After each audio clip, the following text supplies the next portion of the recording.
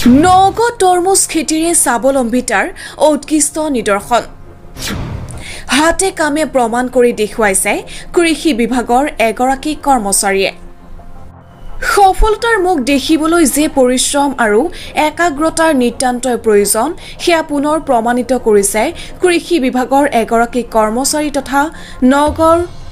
ভোটাইগাঁও নিবাসী অশোক কুমাৰ বৰাই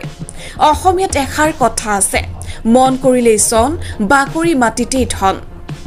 এই কথাষাৰকে সৰুগত কৰি বৰাই গাঁওখনৰে গেৰেকী পথাৰৰ ধান খেতি উপযোগী মাটিতে তৰমুজ খেতি কৰিও যে যথেষ্ট লাভৱান হ'ব পাৰি সেয়া প্ৰমাণ কৰি দেখুৱাইছে 2024 বৰ্ষত 2 বিঘা মাটিত তৰমুজ খেতি কৰি 1.5 লাখ টকা উপাৰ্জন কৰিবলৈ সক্ষম হোৱা বৰাই এইবাৰো প্ৰায় 3 বিঘা মাটিত কৰিছে এই খেতি বৰ্তমানলৈকে তেওঁ 50 কুইণ্টেলতকৈও অধিক পৰিমাণৰ তৰমুজ বিক্ৰী কৰিছে আৰু 40 কুইণ্টেল মান বিক্ৰী কৰিব পৰা যাব বুলি তেওঁ জানিবলৈ দিছে যি সময়ত নৱ প্ৰজন্মৰ এছাম অসমীয়া লোকে কৃষি কৰ্মলৈ পিঠি দি চৰম হুমুনিয়াহেৰে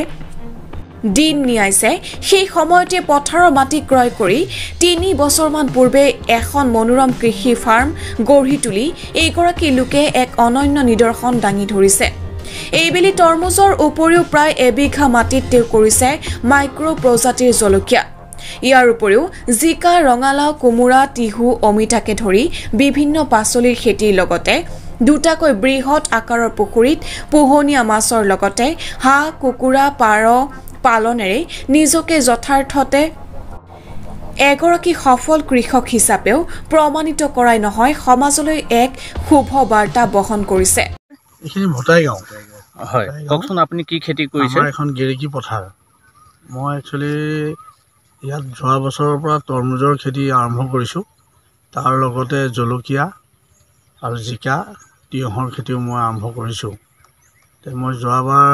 তৰমুজৰ খেতি কৰি আচলতে ভাল ফল পাবলৈ সক্ষম হৈছোঁ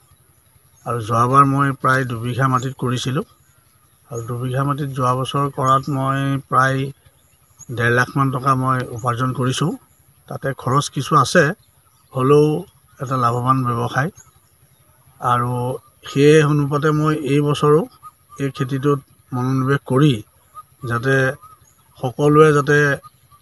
অঞ্চলৰ যুৱকসকলে যাতে এই খেতিটোৰ প্ৰতি মনোনিৱেশ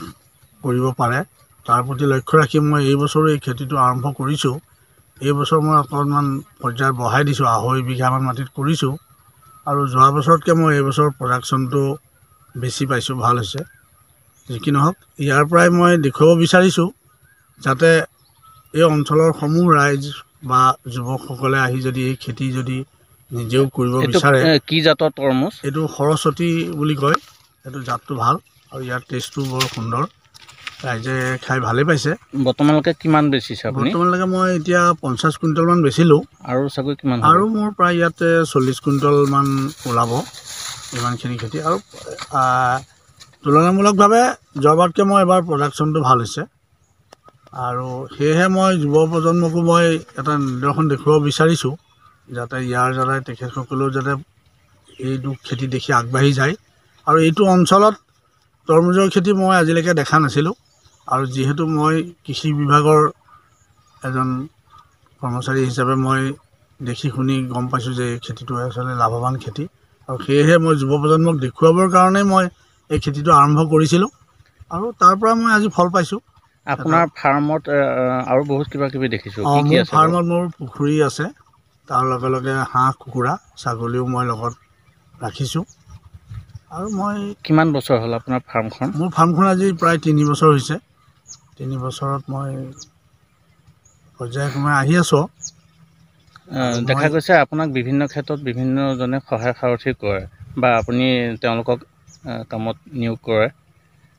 তেওঁলোকৰ পৰা কেনেধৰণে সহায় পায় মোৰ ইয়াতে আচলতে মোৰ গাঁৱৰ যিসকল যুৱ আছে তেখেতসকলক মই মোৰ লগতে থাকে আৰু তেখেতসকলক মই উৎসাহ দিওঁ ভিডিঅ' জাৰ্নেলিষ্ট মিনালৰ সহযোগত নগাঁৱৰ পৰা বিভূতি বৰাৰ প্ৰতিবেদন সুহানা লাইভ